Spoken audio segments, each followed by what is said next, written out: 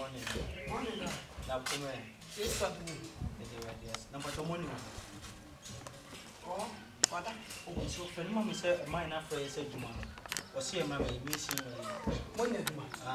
It's woman on all that one. You know, for one for Cassabet or catch a say over free and open. Hey, what the Bema Bay panic one? And why I pass when you do my friend. What the hell did you sort out? Sorry, Sir, what are you? when a Philippian Money! Money, no way! Money for Chili Black. Sir, make up that part of your What's one pepper? Oh, Diana. What's one pepper? Diana, I had to was. Sir, who paid to my blood? What you put the book piano? Who's so in a point? Come, what's your focus on the home? What's your slippers? Come on, because all never saw them. What's one pebble? Diana. One pepper. Then I say, not a human and young fire. Bema, mine is what's here now. Come on, I have to was it, Diana. And yes, sir. I didn't cast up one of them. Bema not to man peppers, did you say what I know? Miss Sunny Dean. So if you went to my what I do. Because how can you do what I'm making for my new Brown, this is so. As one was you could see a man from cosmetic. I know two. Miss so me, my real room, I'm the mason for most way you didn't want to say the most near sky, I might be my call. Miss some tickle of your farm. I say, I don't know about the movie. Madame for me. Me be authority to say it. Miss Sobla, see, come and you piano, problem. Let's have a jiffy. I dare man, no woman. That the Majuma, you mean, Madame for many months. And to my first canana. Obeka. That the more of man. A woman could young yet. One way of Prince Jack, they want them, they want them, they want to the one is swimming. Hey, who your own, we are Bama, who could dine? Oh, what is this? I know some mutual Colabi, and Madame Fernana and the Bullums. What come in whom Madame Foucault? I don't see manifest. I know they are no man checking. And then one last of a quality. May you one money or two, then some way. And I hate Bama or one a year. I hate me. As with some and then Casacrachi. So wouldn't you know bones? Now do not acquire me 7 marco. Now do sub pine but fiancé. You go see. Oh, what I mean, I do ye, a mother, one on the camera.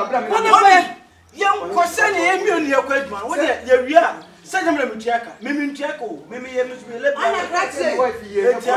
right. Yoko, I would order my farmer. Would order my farmer. What if you may be man be first coming? My farmer, what to fear? What do you not for this kind of a family? Hey, that's I saw a couple of sweet this kind of a family. Also, not farmer. We shall see. Hey, mommy, you're way enough with our from it, Dinah. You're way now, woman must tell me now after that from it. 1 year. My brother, let 2 heads out. Matter you go. Would you owe him? That's what was also was saying. But that's it. Oh, was what I didn't talk about. I didn't talk about. I didn't make your name. Be your day. Bema me no what see na me ma kwanya ma me kwakoye. Be ne office ka me show. Why is na office o yesa? Ese wa nya no what ka se wo. Be na me ka. Ya ma me na ka se. Oyine. Yanko, da bi yanko. Because Obwa, Jemi mu. o ba ya tuma. Who ya ba mo so le o ko ma. Dana dada Who ko le ma ka. Oh, adai. Oh, see ya. Oba be. Eh, remember when you boxer power na ba no. Hey boxer. Ku ko banku. Ai te power. Ele nya. For what the one of your You don't go finish say yam we got to. Make you want to make you physically ready. What? Some 4 papa. That's what we are when you make that. What's your food that will come? So, what's the penalty with you? Now, money, the episode you are caught number 2 in the past. You go see. Make sure 7 minutes from the judge to be a fucking shaking mafia way.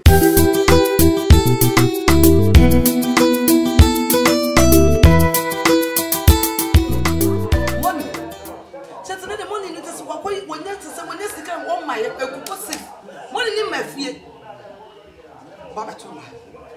Or Baba to be fierce. Now, then, from the fool who Omu ya told you I am praying. We can't be and I don't touch what I mean. Na sleeping sickness. Let me see any. They jump.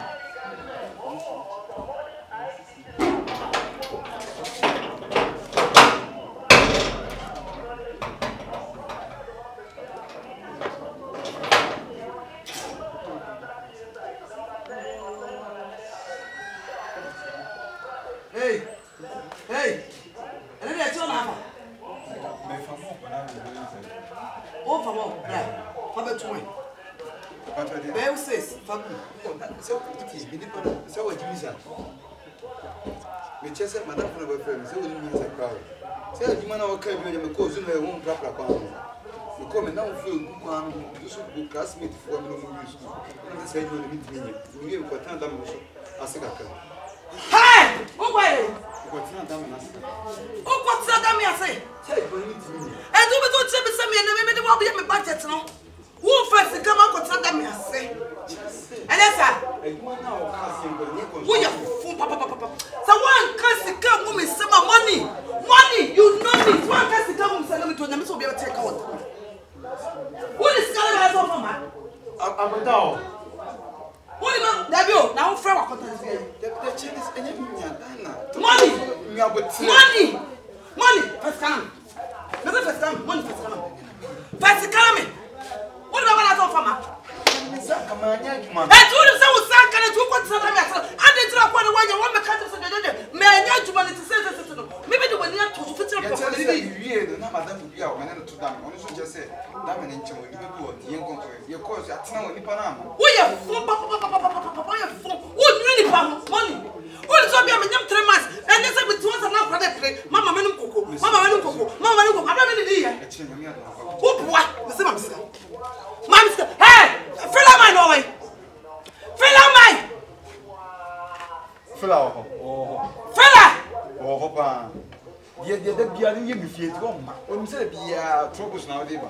And some will see my could you be to go down. Fill out my! Or we change to watch them. Mr. Fill out my way! Now, fill out on Salua. Fill out! What by so many do a sister? I mean, see, I told my mouth, what by the other piano. Who judge me? Me, come to me, what by your business? What content because what to it's okay. Who's another Sapana? What said I say? Make us make us whatever. And we do have great problems at the moment. Catch it. And you know, I make a minute, be out. And then you catch us making me up most papa and come. I went to the chance. I cannot make you look on your birth. And the beer had 2 1 or quite maintain your palm. Yes, I soon know you want to come and class with you. What? Who class with the coupon? Or more with the Anna, and one day. That's as we come. And one day, I will say, and so what can you do? I blow ban on you. I'm going to give you a connection.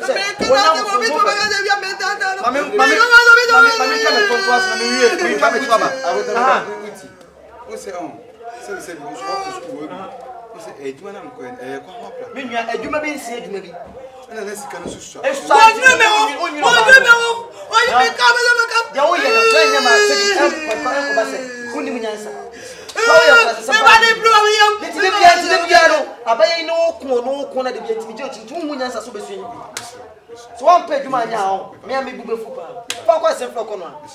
Qu'on ne coupe pas play place câble. Mi tu as mettre là-bas. Bon, c'est ça le peut tout pas money. Ça on m'a dit on coupe du man. Vous pouvez le faire. Bon, et ça le peut tout on coupe du man. Ou bien on est meilleur. De la sécurité. Où c'est nous on dit la sécurité qu'on fait là. Qu'on fait là. Où ça me coupe une course wow.